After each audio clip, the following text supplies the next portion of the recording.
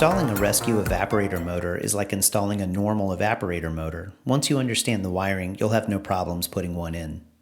After you have the rescue motor in place, note the rotation of the blower wheel. The old evaporator motor should have the rotation notated on the data plate. If not, look at the angle of the blower wheel scoops. It should push air in the direction of the rotation. The rescue motor's box and data label will show how the motor rotates based on the wiring arrangement shown here. Note that black to black and white to white has the rotation at CCWLE. This means counterclockwise lead end. In other words, if you look at the motor from the end with the wires, the motor rotates counterclockwise. If you wire the motor black to white and black to white, the motor will rotate clockwise looking at it from the lead end, or CWLE. Make sure your rotation matches the original motor.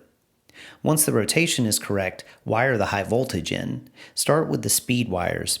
Black is the highest speed, blue is medium high, yellow is medium low, and red is low speed. On a gas furnace, you will most likely put the black wire on the cool fan speed tab and one of the other colors for the heat speed tab. On an air handler, you will put one of the speed wires on the relay, and you will want to consult the wiring diagram to know which to select. In both cases, the unused wires go to dummy terminals on the board that act as placeholders and do not energize anything. These are often marked M1, unused, or something similar. Next, run the white wire to the L2 side of the power block. On a gas furnace, the white wire goes to a neutral tab on the board. This is the motor's run winding, and it is the same as the purple wire on a Goodman unit. On an air handler, the white wire can be run to the L2 side of the fan capacitor as well. The next step can be done one of two ways.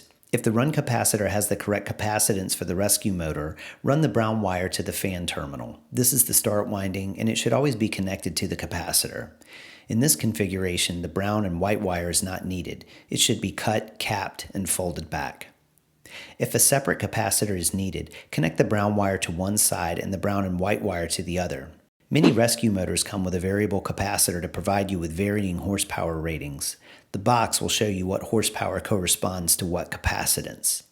To wire the variable capacitor, run the brown and white wire to the middle terminal and run the brown wire to the correct microfarad rating. For example, if the motor needs 7.5 microfarads, connect the brown wire to the 7.5 microfarad terminal. If the motor needs 10 microfarads, you can put a jumper between the 7.5 microfarad and the 2.5 microfarad terminals. Then put the brown wire on either the 7.5 or the 2.5 terminal.